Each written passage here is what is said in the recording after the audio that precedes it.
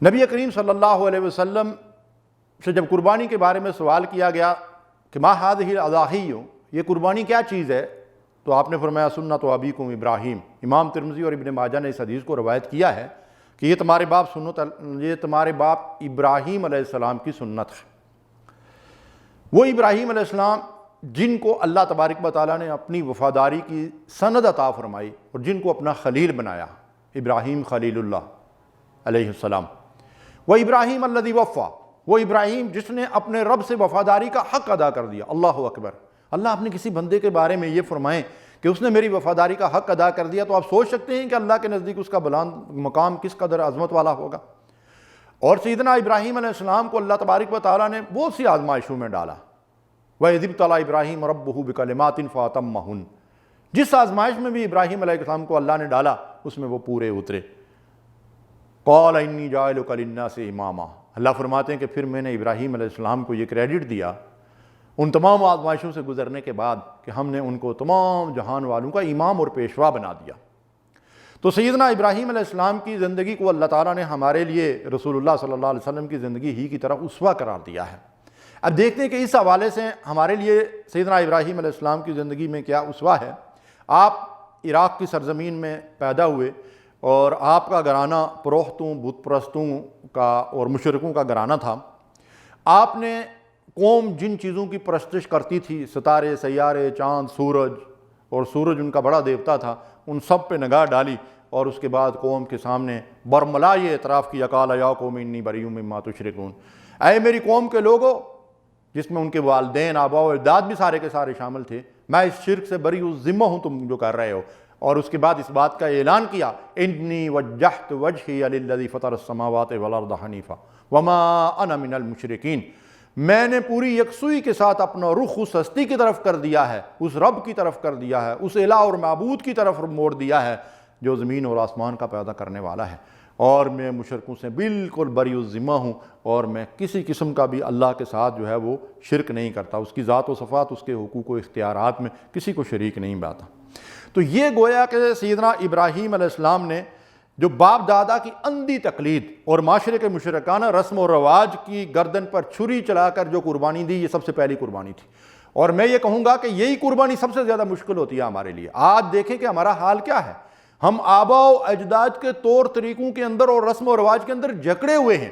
اور ان کے خلاف اگر کسی کے سامنے قرآن و سنت کی دلیل بھی رکھ دیں تو وہ ان سے جان چھڑانے کے لیے تیار نہیں ہے، یا اس کی ہمت اپنے اندر نہیں پاتے۔ سیدنا ابراہیم علیہ السلام کے اسوہ سے ہمیں کیا تعلیم ملتی ہے کہ ہم تمام آباء و اجداد کے جو رسم و رواج ہیں ان کو قرآن و سنت کی کسوٹی پہ پرکھیں، اور جو اس کے خلاف ہیں ان سے دستبردار ہو جائیں۔ اس کے بعد دوسرے نمبر پہ سیدنا ابراہیم علیہ السلام اب آرام سے بیٹھ نہیں گئے، ان سے برات کا اظہار کرنے کے بعد عملاً ایک دن بت کدے کے اندر داخل ہو کر سارے بتوں کو توڑ دیا، اور پھر اس کی پاداش میں سیدنا ابراہیم علیہ السلام کو آگ میں ڈال دیا گیا۔ جب مشرکین نے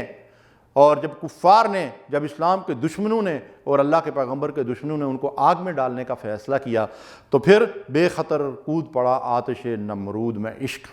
سیدنا ابراہیم علیہ السلام نے اس کو بھی قبول کر لیا۔ تو آگ تو اللہ کے حکم سے جلاتی ہے، یہ بے شک اللہ کی سنت ہے جو چیزوں کے اندر جب وہ جاری ہو جاتی ہے، پانی ہے، آگ ہے، ہوا ہے اور سورج ہے، اس کی تپش ہے، یہ ساری چیزیں ایک فطری طور پر ان کا ایک عمل ہوتا ہے، لیکن اللہ کے اذن کے بغیر تو نہیں ہو سکتا۔ اللہ تعالیٰ نے آگ کو حکم دیا، قُلْنَا يَا نَارُ كُونِي بَرْدًا وَسَلَامًا عَلَىٰ إِبْرَاهِيمَ، اے آگ ٹھنڈی ہو جا اور میرے ابراہیم کے لیے، میرے خلیل کے لیے سلامتی بن جا۔ ابراہیم علیہ السلام اس آزمائش میں بھی سرخرو ہوئے، جان دی ہوئی اسی کی تھی، حق تو یہ ہے کہ حق ادا نہ ہوا۔ ابراہیم علیہ السلام نے تو اپنی جان کا نذرانہ پیش کر دیا اللہ کے حضور، لیکن اللہ تبارک و تعالیٰ نے اس آزمائش میں بھی ان کو سرخرو کیا، اس لیے کہ سیدنا ابراہیم علیہ السلام سے اللہ تعالیٰ نے ابھی بہت کچھ کام لینا تھا۔ اس کے بعد بھی سیدنا ابراہیم علیہ السلام جان کی بازی لگانے کے بعد بھی جب اللہ تعالیٰ نے بچا لیا تو پھر آرام سے کہیں کونے خدرے کے اندر بیٹھ کر اللہ اللہ نہیں کر رہے ہیں۔ اللہ کا پیغمبر پھر اٹھ کے کھڑا ہوتا ہے اور اس قوم سے برات کا اعلان کرتے ہوئے ایک اور قربانی دینے کے لیے تیار ہو جاتے ہیں، اور یہ قربانی تھی والدین اور خاندان کی اور سب لوگوں کے جدائی کی قربانی اور وطن سے جدا ہونے کی قربانی۔ عراق کی سرزمین کو چھوڑتے ہیں اور وہاں سے نکلتے ہیں، شام کی طرف سے ہوتے ہوئے اور مصر کی طرف سے ہوتے ہوئے حجاز کی سرزمین میں پہنچتے ہیں، اور حجاز کی سرزمین میں پہنچ کر آپ نے وہ عظیم الشان کارنامہ انجام دیا کہ آپ نے اللہ کے گھر کو تعمیر کیا جو رشد و ہدایت کا مرکز ثابت ہوا، اور اللہ تعالیٰ سے آپ نے دعا فرمائی تھی کہ رب حب لی من الصالحین، اے اللہ مجھے صالح اولاد عطا فرما۔ حالانکہ آپ بڑھاپے کی عمر میں تھے، بعض روایات سے پتہ چلتا ہے کہ 90-95 سال کی عمر تھی، لیکن اللہ تعالیٰ کی رحمت سے نا امید نہیں ہیں، اللہ تعالیٰ سے دعا کرتے ہیں کہ اللہ مجھے اولاد دے۔ فبشرناہ بغلام حلیم، اللہ تبارک و تعالیٰ نے ان کو ایک بردبار بیٹے کی بشارت دی، اور وہ بیٹا سیدنا اسماعیل علیہ السلام جب تھوڑے سے بڑے ہوتے ہیں تو پھر اللہ تعالیٰ نے ایک اور آزمائش کے اندر ان کو ڈال دیا، سیدنا ابراہیم علیہ السلام۔ آپ ذرا سوچئے کہ اکلوتا بیٹا ہو اور پھر وہ 90-95 سال کی عمر میں جب انسان کی جسم کے اوپر راشہ طاری ہو، وہ بیٹا بڑھاپے کا سہارا بننے کے لائق ہو، تو اللہ کی طرف سے یہ آزمائش آ جائے کہ اس بیٹے کے گلے پہ چھری رکھ دو، تو کیا کیفیت ہوگی انسان کی۔ یقیناً اللہ تعالیٰ کو اسماعیل علیہ السلام کا ذبح ہونا جو ہے وہ منظور نہیں تھا، لیکن ابراہیم علیہ السلام کا امتحان منظور تھا۔ ابراہیم علیہ السلام بیٹے سے کہتے ہیں کہ بیٹے میں نے خواب میں دیکھتا ہے کہ میں تمہیں ذبح کر رہا ہوں، اور انبیاء کا خواب وہی کی مانند ہوتا ہے۔ تو فرما بردار بیٹا یہ عرض کرتا ہے اللہ سب کو ایسی اولادیں عطا فرمائے کہ جو اللہ کی بھی فرما بردار ہوں اور والدین کی بھی فرما بردار ہوں۔ فرما بردار بیٹا کہتا ہے ابا حضور آپ بالکل کوئی پرواہ نہ کریں، میں صبر کرنے والوں میں ہوں، آپ مجھے اللہ کی راہ میں قربان کر دیں۔ اللہ اکبر۔ بیٹے کو زمین پر لٹاتے ہیں، اس کے حلق پہ چھری رکھتے ہیں، اللہ تبارک و تعالیٰ نے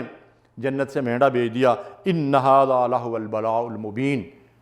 اللہ فرماتے ہیں کہ بے شک یہ ایک بہت بڑی آزمائش تھی، جس کو اللہ خود بڑی آزمائش کہیں کوئی وہ معمولی بات ہوگی؟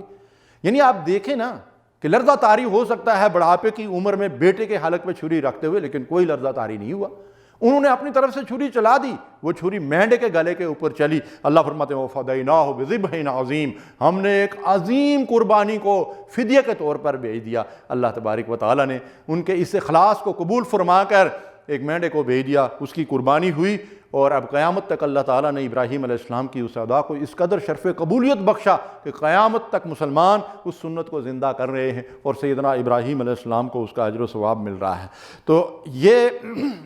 قربانی جو ابراہیم علیہ السلام نے دی، اسی کی یاد میں سال پورا جو ہے وہ لوگ انتظار کرتے رہتے ہیں کہ قربانی کا موسم آئے۔ بہت سے لوگ جو ہے وہ گوشت کا انتظار کر رہے ہوتے ہیں، بہت بڑے کاروبار اور بہت بڑی تجارت کے دروازے کھل جاتے ہیں۔ یقیناً کروڑوں میں نہیں، اربوں ریالوں اور ڈالروں میں یہ کاروبار ہوتا ہے جو اس قربانی کی ذریعے سے ہوتا ہے، اور یہ اللہ تبارک و تعالیٰ کی ایک بہت بڑی عظیم نعمت ہے جو اللہ تعالیٰ نے ہمیں عطا کی ہے۔ اب آخری بات اس حوالے سے میں عرض کرنا چاہتا ہوں،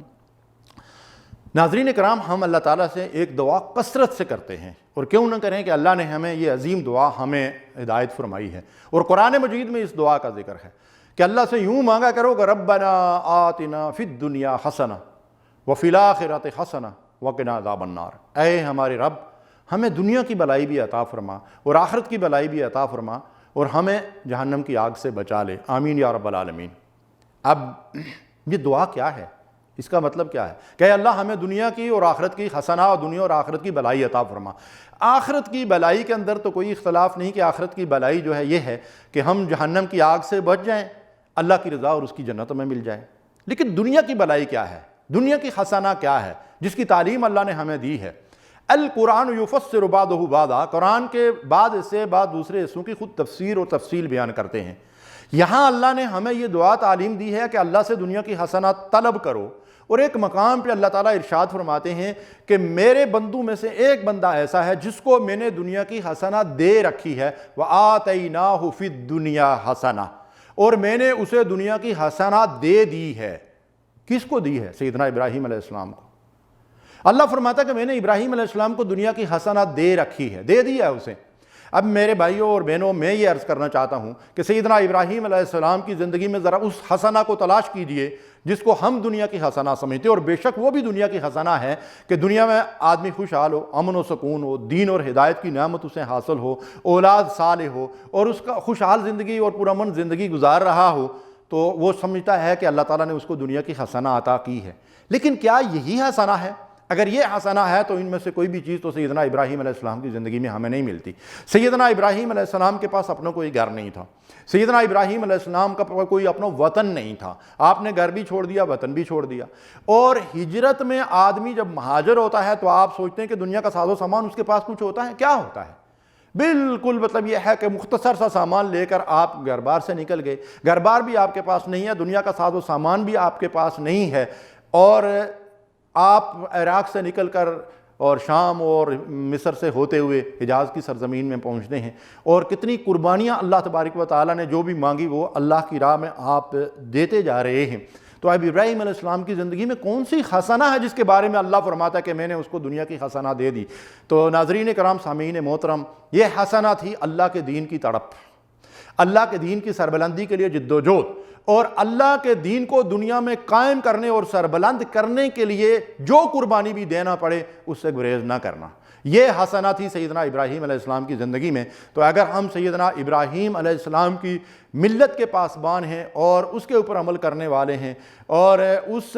ملت کو جو ہے وہ ہمارے لیے اسوہ قرار دیا گیا سیدنا ابراہیم علیہ السلام کی زندگی کو، تو پھر ہمیں چاہیے کہ سیدنا ابراہیم علیہ السلام کی زندگی کا ذرا گہرائی سے مطالعہ کریں اور ان نکات کے اوپر جو ہے وہ غور و فکر کریں، اور اس کے بعد اگر ہم یہ چاہتے ہیں کہ دنیا میں جس امامت کے مقام کے لیے اللہ تعالیٰ نے امت مسلموں کو کھڑا کیا ہے، اگر سیدنا ابراہیم علیہ السلام کو امامت کا مقام ان ساری قربانیوں کے بعد اور ایثار کے بعد ملا ہے، تو ہم بغیر قربانیوں کے اگر امامت کا کھویا ہوا منصب دوبارہ حاصل کرنا چاہتے ہیں تو وہ نہیں مل سکتا۔ اللہ تعالیٰ ہمیں اسوہ ابراہیمی کو اپنانے کی توفیق دے۔ وصلی اللہ علی نبینا محمد۔